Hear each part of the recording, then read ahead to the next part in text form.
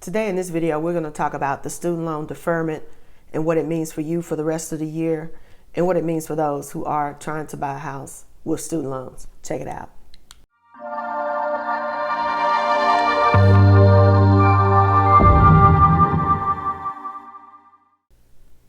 Hi, my name is Rhonda Burgess, and I'm a real estate broker and mortgage underwriter here in Nashville, Tennessee, and my firm is Southern Living Realty Partners. Today, what I want to talk about is the student loan deferment that was part of the CARES Act. Under the CARES Act, all federal student loans, those are the student loans that you got directly from the federal government. That would be like Fed Loan, Great Lakes, all of the federal loan servicers. These are federally backed student loans. We have been in a deferment ever since the CARES Act, which came out in March. So what that CARES Act said, that the interest rate on all federal student loans went to zero, and therefore we haven't had to make any payments on our student loans under the CARES Act. Well, as you know, the CARES Act expired and Congress had not implemented a new act. So President Trump came out with an executive order to extend the deferment on the student loans and the 0% interest rate.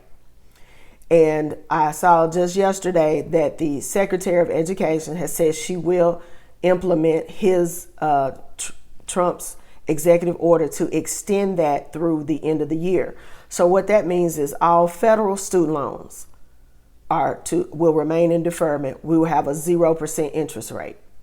So what I want to talk about is, what does that mean for you as a student loan borrower, and what does that mean as far as you trying to get a house while you have student loans? So what that means is, if you have federally backed student loans, you will still have zero payment through December 31st. I don't know if they're going to extend it past January. I do know that this was an easy order for the Department of Education to implement, this executive order, as opposed to like the unemployment, the order about extending the extra unemployment benefits, because that's a totally different system. With the Department of Education, they just kept all the loans at a 0% interest rate, and that means we don't have to make a payment, at least not until January 1, unless it is extended or Congress comes up with another act. I've seen in the news where they're saying hopefully Congress can come up with another act to extend the student loan deferment into 21, but that's left to be seen. What this means for you as a student loan borrower: first of all, if you have private student loans, you have other student loans, maybe you have the PLUS loan, the parents loan, the PLUS loan, you have other student loans that are not federal student loans, you just out. You still have to make your payments. Your payments were not deferred. Please don't miss your payments and fall behind thinking that your private student loans were included with these federal student loans. These were only federal student loans who have the deferment, who have the 0% interest rate. In the meantime, if you're trying to buy a house and you have student loans, the underwriters will use 1% of your loan balance as your payment. So again, if you have $50,000 in student loans, your minimum payment will be calculated as $500. For those of us with the real high balance, if you've got $100,000 balance in student loans, your minimum payment will be calculated as $1,000. I went over this in a previous video. Just because the student loans are deferred and presently our interest is zero does not change the way your student loan payments will be calculated when it comes to getting a mortgage. So don't get confused by that. And especially if you've got private loans, you need to still be making your payments, because this does not apply to you, only federal student loans. The one good thing about us having the 0% interest rate right now on our federal student loans is, if you make payments, if you are in the position where you're still working, you haven't been furloughed, you haven't been laid off, your income has not been affected, any payments that you make on your student loans are going directly to principal. There's no interest. Our interest is 0% right now. So if you have the ability to make payments on your student loan, I suggest you do that while this interest rate is 0, and that'll get put more towards principal because nothing is going to be going towards interest. Okay, and I got this next question from one of my YouTube subscribers who called me, and this is something you need to think about, especially where the deferment is concerned. Should you come out of deferment just so you can consolidate your loans and go into the extended fixed repayment? You really have to weigh out what the difference in the payment is going to be and whether it affects your DTI.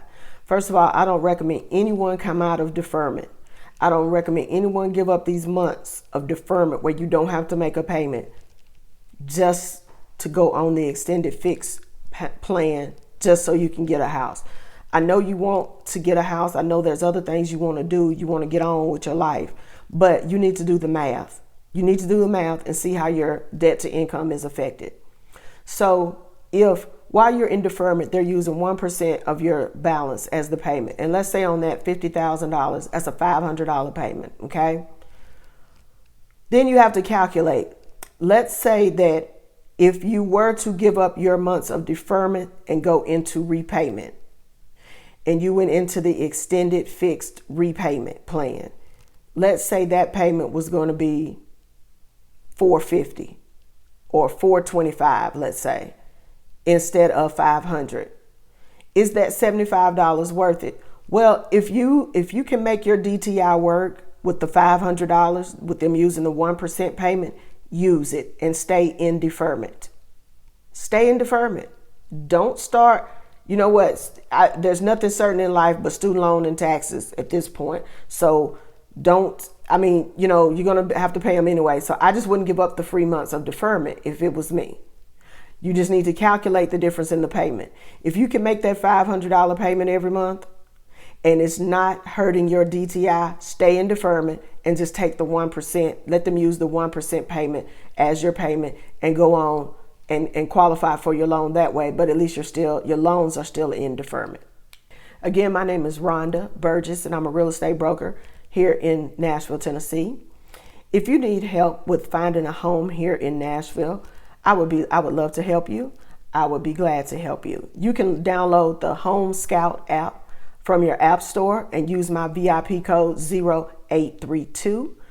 And that will give you all the MLS listings, and they are updated every 15 minutes. Again, if you have any questions, you can feel free to give me a call. My number always is 615-554-0832. Thank you, and as always, have a blessed day.